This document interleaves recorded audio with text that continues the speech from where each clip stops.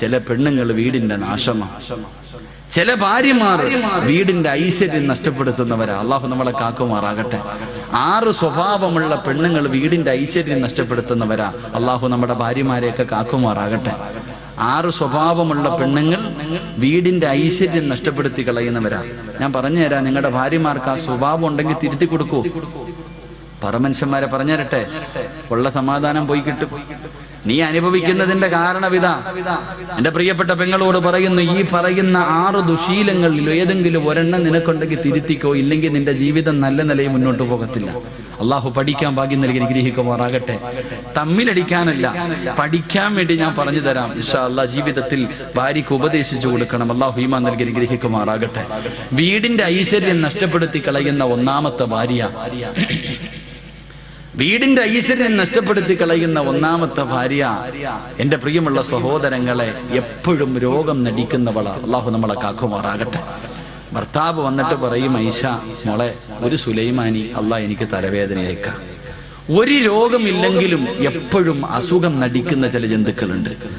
ഒരസുഖമില്ലെങ്കിലും അസുഖം നടിക്കുന്ന പെണ്ണ്, വയ്യ വയ്യ വയ്യ, അവൾ എപ്പോഴെങ്കിലും ആരോഗ്യമുണ്ടോ എന്ന് പറയുന്ന ഇന്ന് വരെ കേട്ടിട്ടില്ല.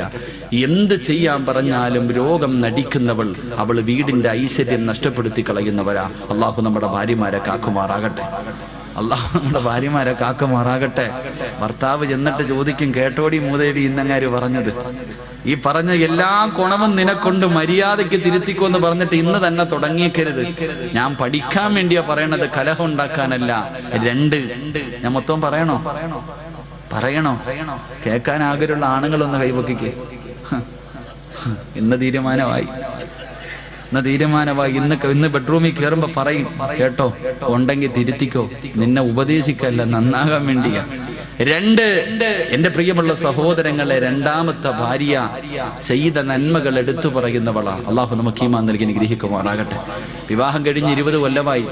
ഭാര്യയും ഭർത്താവ് ഇന്നും വഴക്കുണ്ടാകുമ്പോ പെണ്ണുപിള്ള പറയും, അതേ വന്നത് വെറുതെ അല്ല, 30 പവനും 50 സെന്റും കാറുമായിട്ടാ വന്നേ. നിങ്ങളുടെ പെങ്ങളെ കെട്ടിക്കാൻ നേരത്ത് എന്റെ കയ്യിൽ കിടന്നതാ ഞാൻ ഊരിത്തന്നത്. എന്റെ വാപ്പ മരിക്കുന്ന കാലം വരെ നോക്കിയത് ഞാനാ. ചെയ്ത നന്മകൾ എടുത്തെടുത്ത് പറയുന്നവൾ, അവൾ നല്ലവളല്ല, വീടിന്റെ നന്മ നഷ്ടപ്പെടുത്തുന്നവളാ. അള്ളാഹു നമ്മുടെ ഭാര്യമാരെ കാക്കുമാറാകട്ടെ. അത് ഭർത്താക്കന്മാരും അങ്ങനെ തന്നെ ആയിരിക്കും കേട്ടാ. ഭർത്താക്കന്മാരും എങ്ങനെ ഉണ്ടായി എങ്ങനെ ആയിരിക്കും. 3 എന്റെ പ്രിയമുള്ള സഹോദരങ്ങളെ, മൂന്നാമത്തെ പെണ്ണ്, ഭാര്യയും ഭർത്താവും കൂടെ വീടിന്റെ വെളിയിലിരിക്കുക. 2 പേരും ഇങ്ങനെ തമാശകളൊക്കെ പറഞ്ഞുകൊണ്ടിരിക്കുമ്പോ അയൽവാസിയായ ആമിനായും ഭർത്താവും കൂടെ വെളിയിലിട്ട് ഇറങ്ങാ. ആ സമയത്ത് ഈ ജന്തു ഭർത്താവിനോട് പറയാ, ആണെന്ന് പറഞ്ഞ അങ്ങനെ ഇരിക്കണം, അങ്ങാരുടെ ബോഡി കണ്ടോ, ഇത് നിങ്ങളിങ്ങനെ നടക്കുക. ഭാര്യയും ഭർത്താവും വീടിന്റെ മുന്നിലിരിക്കുമ്പോ തന്റെ ഭർത്താവിനെ മുന്നിലിരുത്തിയിട്ട് മറ്റൊരുത്തനെ കുറിച്ച്, അവൻ വലിയവനാവും, മറ്റവനാ മറിച്ചവനാ, അങ്ങനെ ആകണം എന്ന് മറ്റൊരു ആണിനെ ആഗ്രഹിക്കുന്നവൾ നല്ലവളല്ല. അള്ളാഹു നമ്മളെ കാക്കുമാറാകട്ടെ. അങ്ങനെ ചില പെണ്ണുങ്ങളുണ്ട്, അടുത്തുണ്ടോ സ്നേഹം എന്ന് പറഞ്ഞ അങ്ങനെ ആയിരിക്കണം, ഇപ്പോഴും അവര് ചക്കയും മാങ്ങയും പോലെ എവിടെ പോയാലും കൊണ്ടു നടക്കും. ഇങ്ങനെ ഇരുത്തിയിട്ട് പറയും. ചില നട്ടലില്ലാത്ത ജന്തുക്കൾ ഇരുന്ന് കേട്ട് ചിരിച്ചുകൊണ്ടിരിക്കും.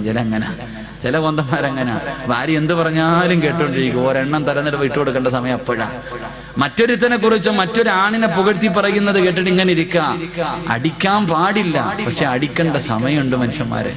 ചില സമയങ്ങളിൽ കൊടുക്കണം. താതാന്ന് പറയുമ്പോ പിന്നെ എങ്ങനെ കൊടുക്കാതിരിക്കുക. ചില പെണ്ണുങ്ങൾ ചോദിച്ചുകൊണ്ട് നടക്കുക, ഒരെണ്ണം തായിക്കാന്ന് പറഞ്ഞു.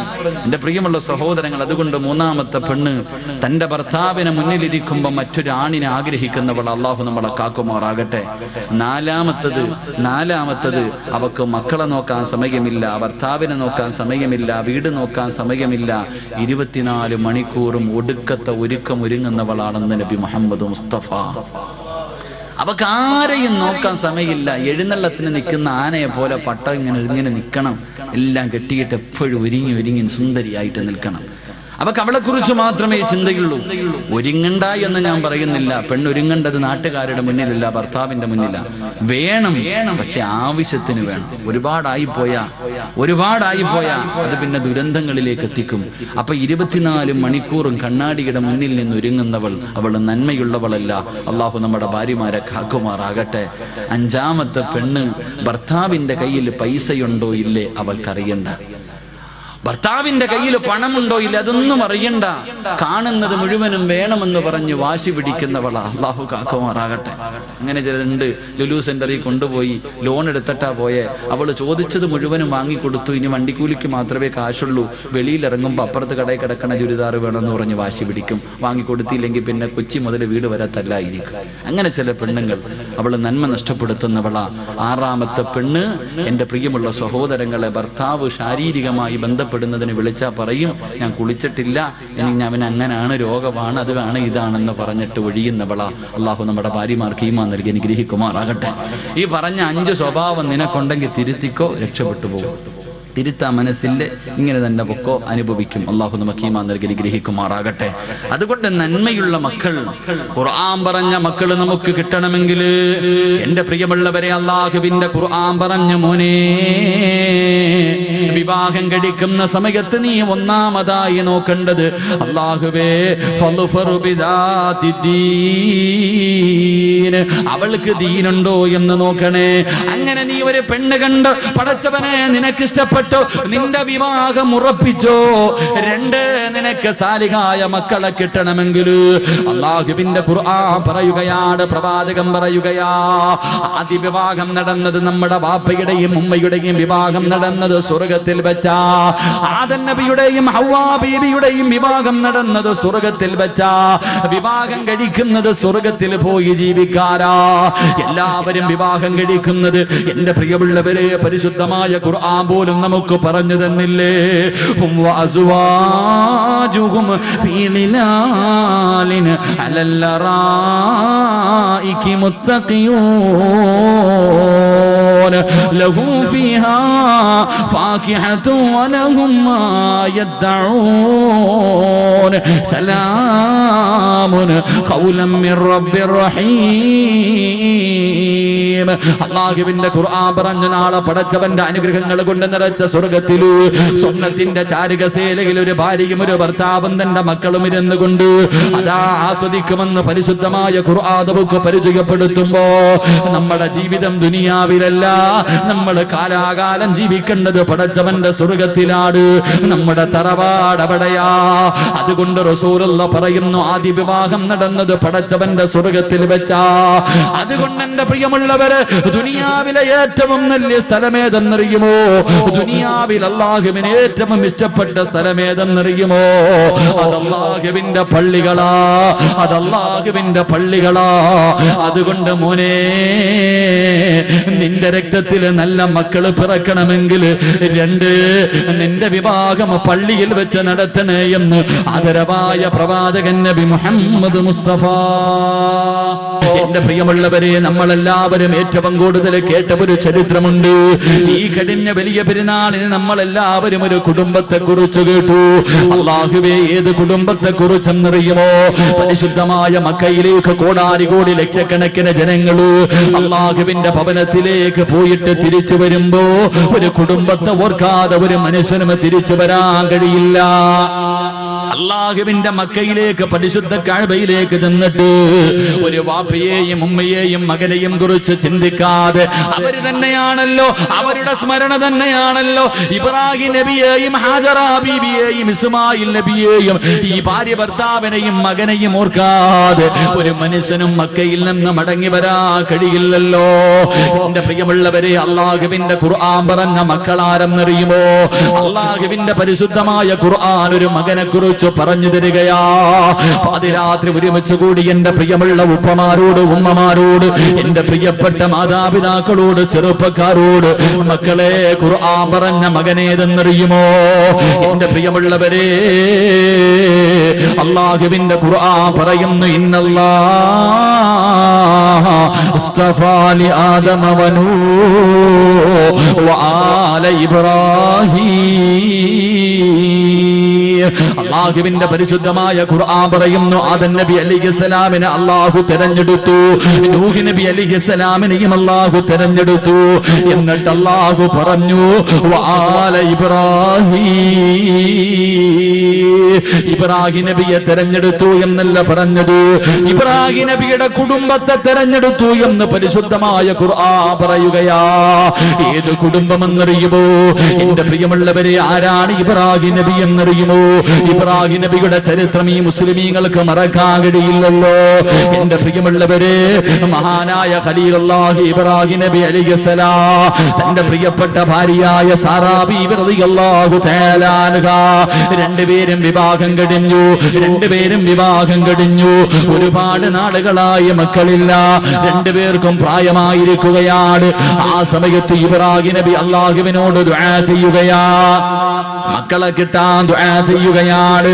എന്നിട്ടും മക്കളെ കിട്ടാതെ വന്നപ്പോ തന്റെ പ്രിയപ്പെട്ട ഭാര്യയായ സാറാ ബീവി റളിയല്ലാഹു തആല അൻഹാ തന്റെ ഭർത്താവായ ഇബ്രാഹിം നബിയോട് അവിടുന്ന് പറയുന്നു, നബിയേ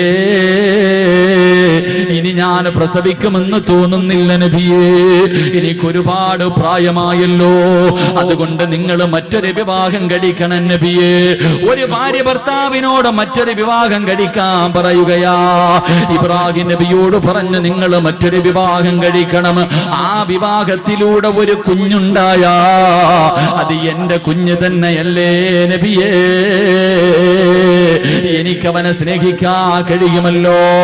ഇബ്രാഹിം നബി തന്റെ പ്രിയപ്പെട്ട ഭാര്യയോട് പറഞ്ഞു, സാറാ എങ്കിൽ നീ തന്നെ ഒരു പെണ്ണിനെ കാണിച്ചതാ.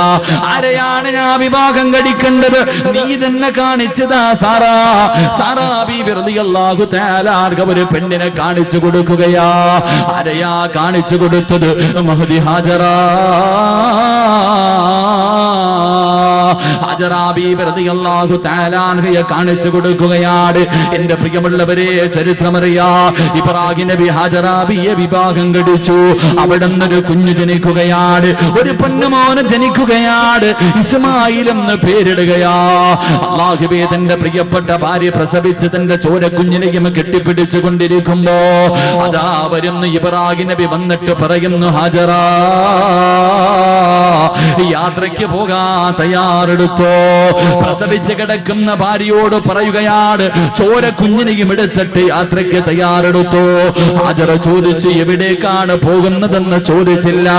ഭർത്താവ് ഒരുങ്ങാൻ പറഞ്ഞു, ഞാൻ പ്രസവിച്ച് കിടക്കുകയാണെന്ന് പറഞ്ഞില്ല, ഒരുങ്ങാൻ പറഞ്ഞു. ആ സാലിഹത്തായ പെണ്ണനുസരിക്കുകയാണ്. ഭർത്താവ് ഒരുങ്ങാൻ പറഞ്ഞു, ആ പെണ്ണൊരുങ്ങുകയാണ്. തന്റെ ചോര കുഞ്ഞിനെ എടുത്തു. അല്ലാഹുവേ, ഇബ്രാഹിം നബി അലൈഹിസ്സലാം കടന്നു പോവുകയാണ്. അവസാനം യാത്ര ചെയ്ത് മക്കയിലെത്തിയിട്ട് പടച്ചവനെ, സഫാ മർവ എന്ന് പറയുന്ന രണ്ട് മലകളുണ്ടല്ലോ. അല്ലാഹുവേ, ജനവാസമില്ലാത്ത ഒരു പറവ് പോലും പറക്കുന്ന പോകാത്ത ഒരു പറവ് പോലും ഇല്ലാത്ത ഒരു മനുഷ്യനില്ലാത്ത രണ്ട് മലകൾക്ക് നടുവിൽ തന്റെ പ്രിയപ്പെട്ട ഭാര്യയെയും ചോരക്കുഞ്ഞിനെയും അതാ ഇബ്രാഹിം നബി ഇറക്കി വിട്ടിട്ട് കുടിക്കാനുള്ള വെള്ളവും കഴിക്കാനുള്ള കാരക്കയും കയ്യിലേക്ക് വെച്ചു കൊടുത്തിട്ട് ഇബ്രാഹിം നബി അലൈഹിസ്സലാം തിരിച്ചു നടക്കുകയാ. സാറാ ബീവി ഇങ്ങനെ അതാ ഹാജറാ ബീവി അത്ഭുതത്തോടെ നോക്കുകയാണ്. തന്റെ പ്രിയപ്പെട്ട ഭർത്താവ് ചോദിക്കുന്നതിനൊന്നും മറുപടി പറയാതെ മിണ്ടാതെ നടന്നു പോവുകയാ. ഹാജറാ ബീവി ചോദിച്ചു, നബിയേ അല്ലാഹുവിന്റെ കൽപ്പനയാണോ അതോ സ്വന്തം തീരുമാനമാണോ?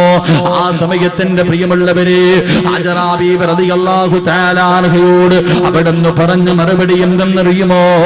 അവിടുന്ന് പറയുന്നു, ഹാജറാ ഇത് എന്നെ പടച്ച റബ്ബിന്റെ തീരുമാനമാ ഹാജറാ. തന്റെ തോരക്കുഞ്ഞിനെ നെഞ്ചിലേക്ക് ചേർത്ത് പിടിച്ചിട്ട് ചിരിക്കുന്ന മുഖത്തോടെ ഹാജറ പറഞ്ഞു, ഹസ്ബുനല്ലാ ഹസ്ബുനല്ലാ, എങ്കിലും നിങ്ങൾ സന്തോഷത്തോടെ പൊക്കോ. എന്നെയും എന്റെ കുഞ്ഞിനെയും നോക്കാൻ അല്ലാഹുവിനറിയാ, എന്നെയും എന്റെ കുഞ്ഞിനെയും നോക്കാൻ അല്ലാഹുവിനറിയാ. എന്റെ പ്രിയമുള്ളവരെ, ഇബ്രാഹിം നബി നടന്നു പോവുകയാ. കൊല്ലങ്ങൾ കഴിഞ്ഞു. ഇസ്മായിൽ നബി അലൈഹിസ്സലാം വളരുകയാണ്. ഇസ്മായിൽ നബി അലൈഹിസ്സലാം വളരുകയാണ്. വാപ്പ ഇടയ്ക്കിടയ്ക്ക് വരാറുണ്ട്. അങ്ങനെ വളർന്ന് ചരിത്രം പറയുന്നു. അവസാനം ഇബ്രാഹിം നബി അലൈഹിസ്സലാം മടങ്ങി വരികയാ. തന്റെ പ്രിയപ്പെട്ട ഭാര്യയുടെ മുന്നില് മകന്റെ മുന്നിലേക്ക് അതാ വർഷങ്ങൾ കഴിഞ്ഞു മടങ്ങി വന്നു.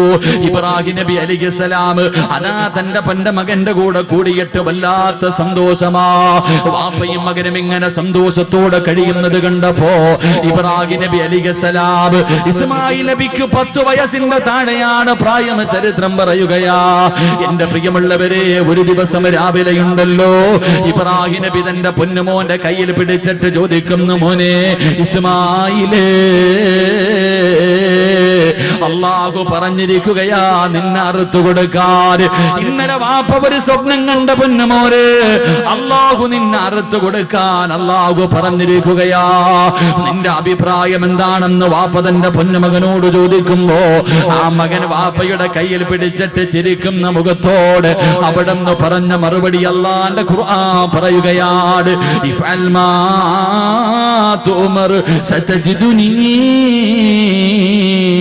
ഇൻഷാ അല്ലാഹ്.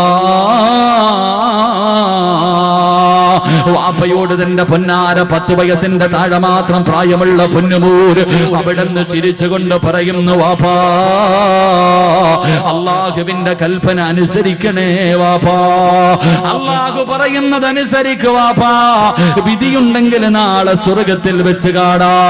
തന്റെ വാപ്പയെ വല്ലാതെ അത്ഭുതപ്പെടുത്തുകയാണ്. എന്റെ പ്രിയമുള്ള പെങ്ങളെ, തിന്ന വാപ്പയുടെ കയ്യിൽ പിടിച്ചിട്ട് തന്റെ പൊന്നുമോനെ അറുക്കുന്നതിന് വേണ്ടി വാപ്പ തയ്യാറെടുക്കുമ്പോ, തന്റെ പൊന്നുമോനെ അറുക്കുന്നതിന് വേണ്ടി വാപ്പ തയ്യാറെടുക്കുമ്പോ ആ പൊന്നുമോൻ ഉപ്പയുടെ കയ്യിൽ പിടിച്ചിട്ട് പറഞ്ഞു, ഉപ്പാ എനിക്ക് 4 വസിയ്യത്തുണ്ട് വാപ്പാ. ആ 10 വയസ്സിന്റെ താഴെ മാത്രം പ്രായമുള്ള പൊന്നുമോനോട് വാപ്പ ചോദിച്ചു, എന്തേ മോനെ, എന്തേ നിനക്ക് അവസാനമായി വസിയ്യത്ത് ചെയ്യാനുള്ളത്? അവിടുന്ന് പൊന്നുമോൻ ഉപ്പാരോട് പറയുന്ന, ഉപ്പാ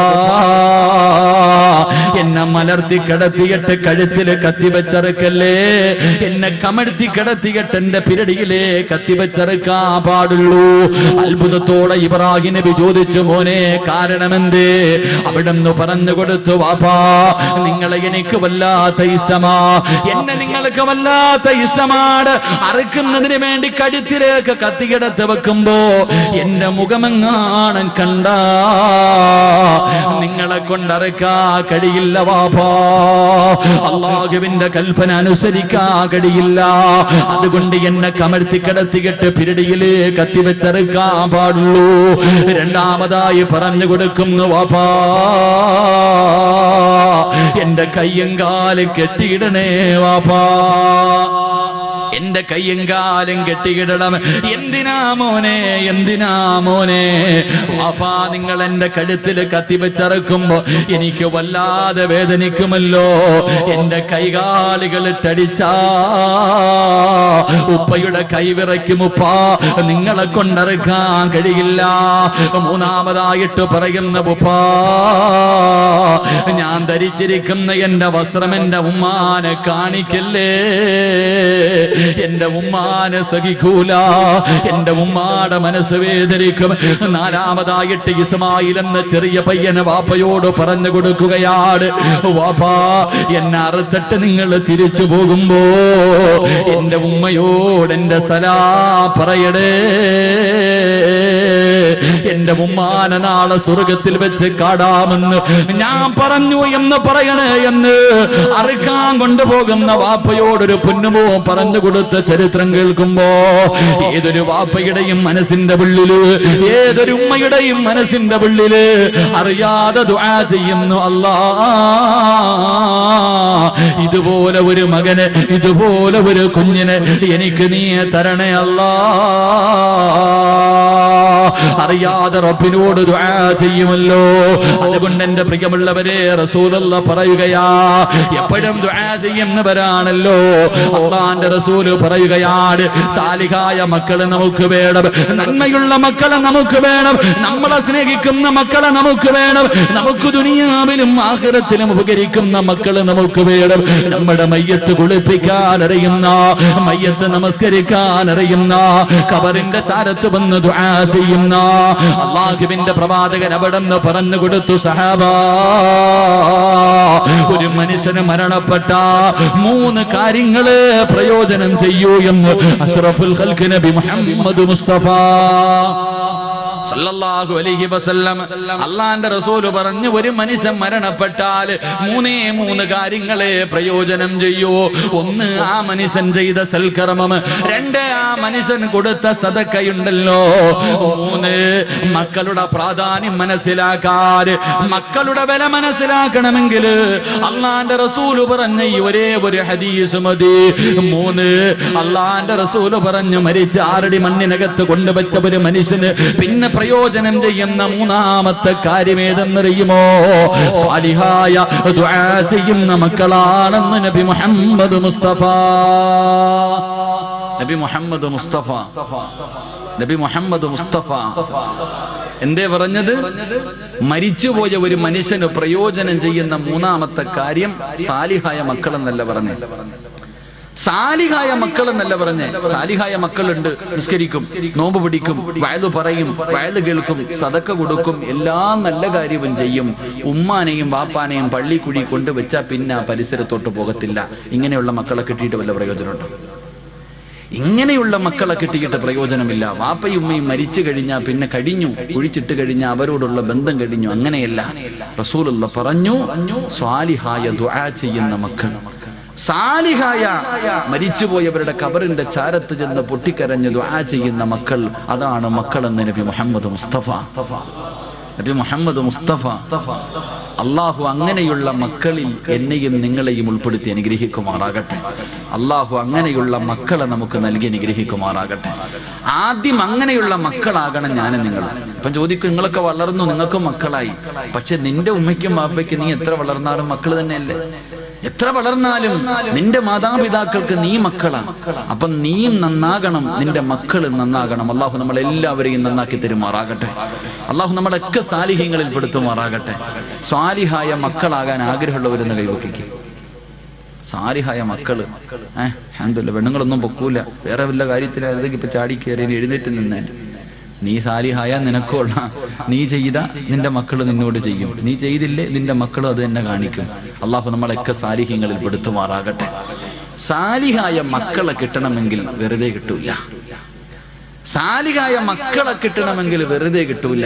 സാലിഹായ മക്കളെ കിട്ടണമെങ്കിൽ ചില കാര്യങ്ങൾ ചെയ്യണമെന്ന് അള്ളാഹുവിന്റെ വിശുദ്ധ ഖുർആൻ. അള്ളാഹു പഠിക്കാൻ ഭാഗ്യം നൽകി അനുഗ്രഹിക്കുമാറാകട്ടെ. ചില കാര്യങ്ങൾ ഖുർആൻ പറയുന്നുണ്ട്, ആ പറയുന്ന കാര്യങ്ങൾ ചെയ്താലേ നമുക്ക് നല്ല മക്കളെ കിട്ടത്തുള്ളൂ. അള്ളാഹു അങ്ങനെയുള്ള മക്കളിൽ പെടുത്തുമാറാകട്ടെ. അള്ളാഹു പഠിക്കാനുള്ള ഭാഗ്യം നൽകി അനുഗ്രഹിക്കുമാറാകട്ടെ. എന്റെ പ്രിയമുള്ള സഹോദരങ്ങളെ, സാലിഹായ മക്കളെ കിട്ടണമെങ്കിൽ ഒന്ന്, എല്ലാവരും നേരെ ഇരിക്കും. എല്ലാവരും നേരെ ഇരുന്നേ. ചെളിയിലായിരിക്കുന്നത്, കാല് പൊതയണ്ട, എല്ലാവരും നേരെ ഇരിക്കും. ഇങ്ങനെ ചാരി ഇരിക്കുമ്പോൾ ഉറക്കം വരും. ഇങ്ങനെ ചാരി ഇരിക്കുമ്പോ ശൈത്താൻ അടുത്ത് വന്നിട്ട് അളിയാ ഉറങ്ങടാന്ന് ഇങ്ങനെ തടകുക. ഓനിങ്ങനെ തടകി ഉറക്കാൻ നടക്കുക. ഓനിപ്പോ ഏറും കൊണ്ടിട്ട് വെറുതെ നടക്കുക. ഈ 28 ലക്ഷം ഹാജിമാരെങ്ങാണ്ട് ഈ വർഷമുണ്ട്. എല്ലാരും കൂടെ എറിഞ്ഞെറിഞ്ഞവന്റെ ഊപ്പാട് വന്നിരിക്കുക. എല്ലാരും കൂടെ പോയി കിടന്നിട്ട് ജംറയിലും അള്ളാഹു 7 കല്ല് വെച്ച് 21 കല്ല് ഒരു ദിവസം. എന്തോ ഏറെന്ന് പറഞ്ഞ ഓരോ മനുഷ്യന്റെ ഏറ്. ചില പാകിസ്ഥാനികളൊക്കെ ചെരുപ്പാ എറിയുന്ന ഊരിയിട്ട് ശൈത്താനെ. അതാ മനസ്സിലാക്കേണ്ടത്. ശൈത്താൻ ചിലരുടെ ഏറ് കാണുമ്പോ നമ്മൾ ഏറ്റവും കൂടുതൽ ഈ സെൽഫിയുടെ കാലമാണല്ലോ. ജംറയിൽ ഇങ്ങനെ കല്ലെറിയ, ശൈത്താനെ കല്ലെറിയുന്ന സമയത്ത് ഒരുത്തൻ ഒരു സെൽഫി, ശൈത്താനോടൊപ്പം ഒരു സെൽഫി പത്രത്തിലൊക്കെ ഉണ്ടായിരിക്കും. കല്ലെറിയുമ്പോഴും സെൽഫി. ഓനെ നോക്കിയിട്ട് ശൈത്താൻ ചിരിക്ക, എടാ നീ എന്നെ എറിയുന്നു, നീ നിന്നെ തന്നെ എറിയടാ എന്നാ ചിന്തിക്കണേ. അപ്പൊ അതുകൊണ്ട് ഇങ്ങനെയുള്ള സദസ്സിൽ വന്നിരുത്തിയിട്ട് നമ്മളെ ഉറക്കാൻ അവൻ പരിശ്രമിക്കും. ഉറങ്ങണ്ട, ഉറങ്ങാനൊരു ഭാഗ്യം വേണം. ഇല്ലേ ഉസ്താദ്, സ്വർഗത്തിരുന്ന് ഉറങ്ങാനൊരു യോഗം വേണ്ടേ? ശരി, അള്ളാഹു നമുക്ക് കയ്യുമാ നൽകി അനുഗ്രഹിക്കുമാറാകട്ടെ. അതുകൊണ്ട് സാലിഹായ മക്കളെ കിട്ടണമെങ്കിൽ ഒന്ന് ഖുർആൻ പറയാം. അള്ളാഹുവിന്റെ പരിശുദ്ധമായ ഖുർആൻ പറയുന്നു, സ്വാലിഹായ മക്കളെ കിട്ടണമെങ്കിൽ ഒന്ന്. എന്റെ പ്രിയമുള്ള സഹോദരങ്ങളെ, ഒരു മനുഷ്യൻ ഒരു കൃഷി ചെയ്യാൻ തീരുമാനിച്ചു. കൃഷി ചെയ്യാൻ ഒരാള് തീരുമാനിക്കുമ്പോ ഇന്ന സ്ഥലത്ത് കൃഷി ചെയ്താൽ വിളവ് കിട്ടുമെന്ന് ഉറപ്പുള്ള സ്ഥലത്തല്ലേ കൃഷി ചെയ്യാറുള്ളൂ? ഇല്ലേ മനുഷ്യന്മാരെ പറ. ഇവിടെ കൃഷി ഇറക്കിയാൽ വിളവ് കിട്ടുമെന്ന് ഉറപ്പുള്ള സ്ഥലത്തെ ഒരാൾ കൃഷി ചെയ്യത്തുള്ളൂ. ഒരു കട, ഒരു സ്ഥാപനം തുടങ്ങിയാൽ ഇവിടെ കച്ചവടം ഉണ്ടാകും, ലാഭം ഉണ്ടാകാൻ സാധ്യതയുണ്ടെങ്കിൽ മാത്രമേ ഒരാൾ അവിടെ കടയിടാൻ പോകത്തുള്ളൂ. കടയിട്ടാൽ കച്ചവടം നടക്കൂല എന്നുറപ്പുള്ള സ്ഥലത്ത് ആരെങ്കിലും കൃഷി ഇറക്കോ അല്ലെങ്കിൽ കടയിടോ? ചെയ്യൂല. എങ്കിൽ അല്ലാഹുവിന്റെ പരിശുദ്ധമായ ഖുർആൻ പറയുകയാണ്, സ്വാലിഹായ മക്കളെ കിട്ടണമെങ്കിൽ ഒന്നാമതായി ഖുർആൻ പറയുകയാ, വൽ ബലദു തയ്യിബു യഖ്റുജു നബാതുഹു ബിഇദ്നി റബ്ബി വല്ലദീ ഖബസു ലഹാ യഖ്റുജു ഇല്ലാ നക്ദാ. വിവാഹം കഴിക്കാത്ത എന്റെ പ്രിയപ്പെട്ട ചെറുപ്പക്കാരെ നല്ലതുപോലെ കേൾക്കണേ. അല്ലാഹുവിന്റെ ഖുർആൻ പറയുകയാണ്, പെണ്ണെന്ന് പറഞ്ഞാൽ ആരെന്നറിയുമോ? നിസാഉകും ഹർസുൽ ലകും ഫഅതു ഹർസകും. മോനെ, പെണ്ണെന്ന് പറഞ്ഞാൽ നിന്റെ കൃഷിയിടമാണ്. പെണ്ണെന്ന് പറഞ്ഞാൽ നിന്റെ കൃഷിയിടമാണ്. അതുകൊണ്ട് നീ നല്ല കൃഷിയിടത്തിൽ വിളവിറക്കിയാലേ നിനക്കും നല്ല വിളവ് കിട്ടൂ എന്ന് പരിശുദ്ധ ഖുർആൻ. അല്ലാഹു പറയുകയാണ്, നല്ല കൃഷിയിടത്തിൽ കൃഷി ഇറക്കിയാ നിനക്ക് നല്ല വിളവ് കിട്ടും. മോശമായ പറമ്പിൽ നീ കൃഷി ഇറക്കിയാ നീ ഉദ്ദേശിക്കുന്ന വിളവ് നിനക്ക് കിട്ടൂല എന്ന് ഖുർആൻ പറയുമ്പോ, എന്റെ പ്രിയമുള്ള മുസ്ലിമേ, സ്വാലിഹായ ദുനിയാവിലും ആഖിറത്തിലും ഉപകരിക്കുന്ന മക്കളെ നിനക്ക് കിട്ടണമെങ്കിൽ അല്ലാഹുവിന്റെ പരിശുദ്ധമായ ഖുർആൻ പറയുകയാ, മോനെ, റോഡിന്റെ ഓരത്ത് നിന്ന് പുഞ്ചിരിക്കുന്നവളെ കെട്ടല്ലേ, കണ്ടവളമാരെ കെട്ടല്ലേ. അള്ളാന്റെ ഖുർആൻ പറയുകയാണ്, നല്ല പെണ്ണിനെ വിവാഹം കഴിക്കണേ, നല്ല പെണ്ണിനെ വിവാഹം കഴിക്കണേ. നല്ല ഉമ്മയുടെ വയറ്റിലെ നല്ല മക്കള് ജനിക്കാറുള്ളൂ, നല്ല ഉമ്മയ്ക്ക് നല്ല മക്കള് പിറക്കാറുള്ളൂ. അള്ളാഹുവേ, നല്ല വാപ്പയ്ക്ക് നല്ല മക്കള് ജനിക്കൂ എന്ന് അള്ളാഹുവിന്റെ പരിശുദ്ധമായ ഖുർആൻ പരിചയപ്പെടുത്തുമ്പോ, എന്റെ പ്രിയമുള്ളവരെ, നല്ല ഉമ്മമാർക്ക് നല്ല മക്കള് ജനിക്കൂ. അള്ളാഹുവിന്റെ റസൂൽ അതുകൊണ്ടാ പറഞ്ഞത്, എന്റെ പ്രിയമുള്ളവരെ, നല്ല ഉമ്മയുടെ വയറ്റിൽ എത്രയോ നല്ല മക്കള് ജനിച്ചതിന്റെ ചരിത്രം നമുക്ക് കാണാൻ കഴിയും. എന്റെ പ്രിയമുള്ളവർ, കേട്ടതാണെങ്കിലും ഒരു ചരിത്രം ഞാൻ പറഞ്ഞു തരാ. ഒരു നല്ല വാപ്പയ്ക്കും ഉമ്മയ്ക്കും ജനിച്ചവരെ പൊന്നുമോനെ കുറിച്ച് പറഞ്ഞു തരട്ടെ. മഹാനായ സാബിത്ത് ഇബ്നു ഇബ്രാഹിം എന്ന് പറയുന്ന ഒരു ചെറുപ്പക്കാരനുണ്ടല്ലോ, കാണാൻ എന്ത് സുന്ദരനെന്നറിയുമോ?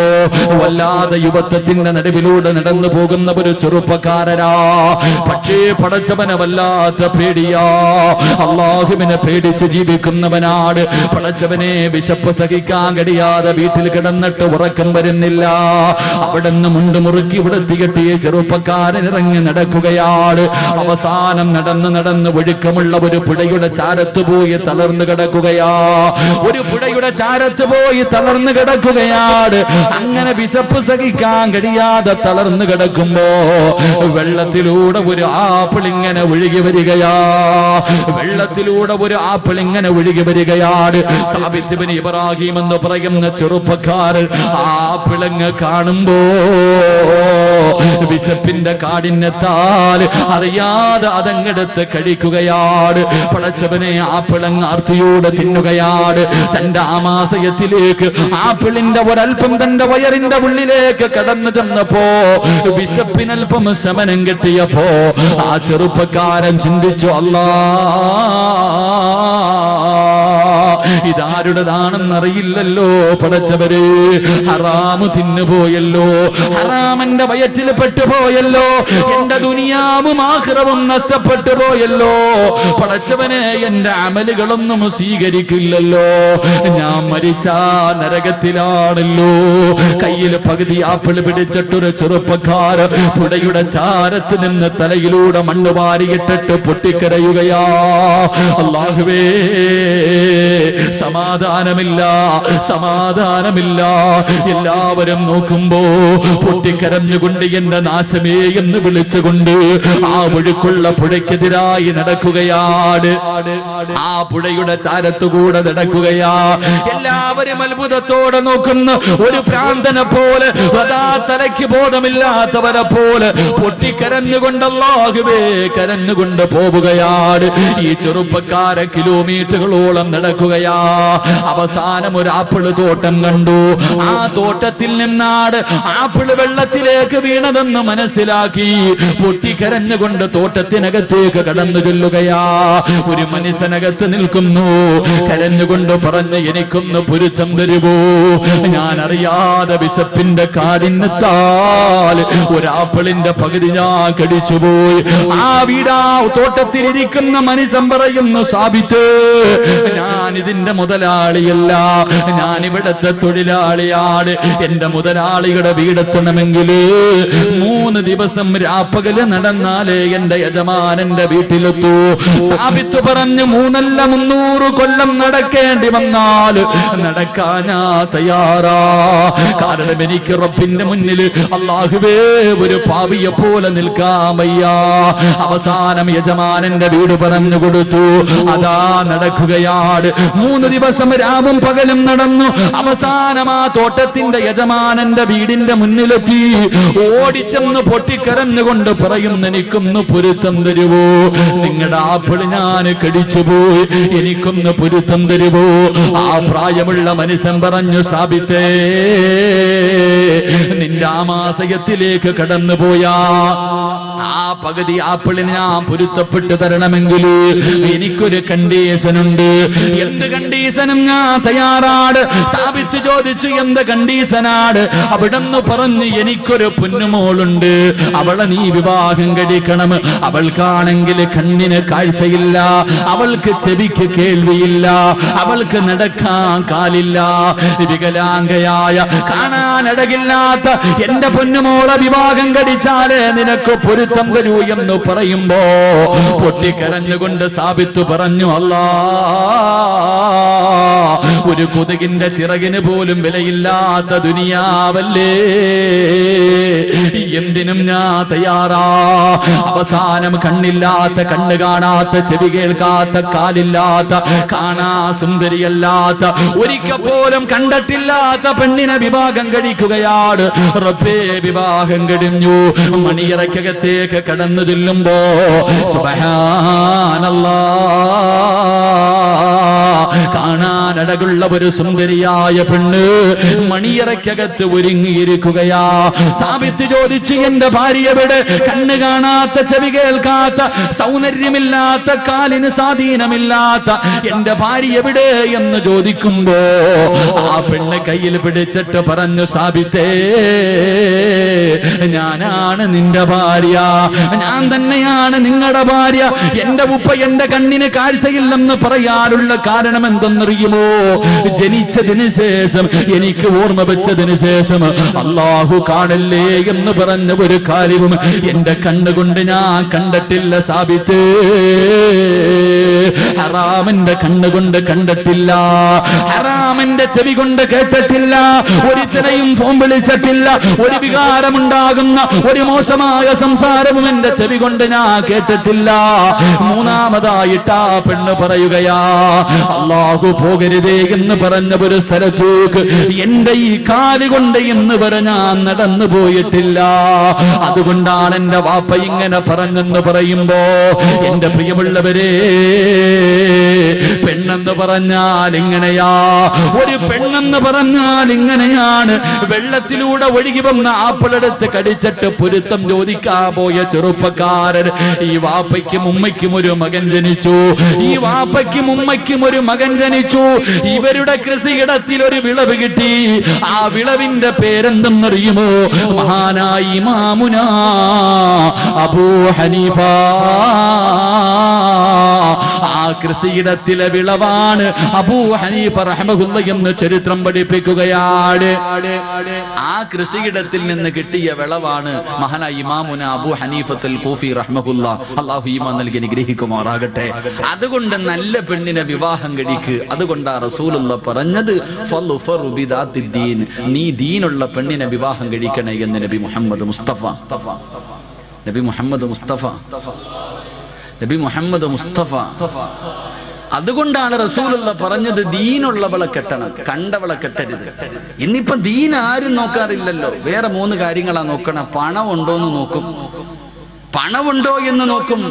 ഒന്ന് പെറ്റതാണെങ്കിലും കുഴപ്പമില്ല, ഒരുത്തന്റെ കൂടെ ഒളിച്ചോടിയതാണെങ്കിലും കുഴപ്പമില്ല, തന്നെക്കാലം വയസ്സ് കൂടെ ഒന്നും വേണ്ട, പണമുണ്ടോ കെട്ടാൻ തയ്യാറാണ്. എന്റെ പ്രിയപ്പെട്ട ചെറുപ്പക്കാരോട് പെണ്ണുപിള്ള മുന്നിൽ ഉമ്മ പറയും, സ്ത്രീധനം ഉണ്ടെങ്കിൽ മാത്രമേ കല്യാണത്തിന് സമ്മതിക്കൂ, പൊന്നു മോനെ വെറുതെ നിൽക്കരുത്. എന്റെ പ്രിയപ്പെട്ട ചെറുപ്പക്കാരോട് പറയുന്നു, സ്ത്രീധനം വാങ്ങണമെന്ന് വാപ്പയും ഉമ്മയും പറഞ്ഞ അനുസരിക്കല്. കാരണം അവരല്ല ജീവിക്കേണ്ടത്, നീയാ ജീവിക്കണ്ടേ. അള്ളാന്റെ റസൂല് പറയുന്നു, മൻ തസവ്വജ ലി ഇംറഅതി മാലിഹാ ലം യസിദുഹു ഇല്ലാ ഫഖറാ.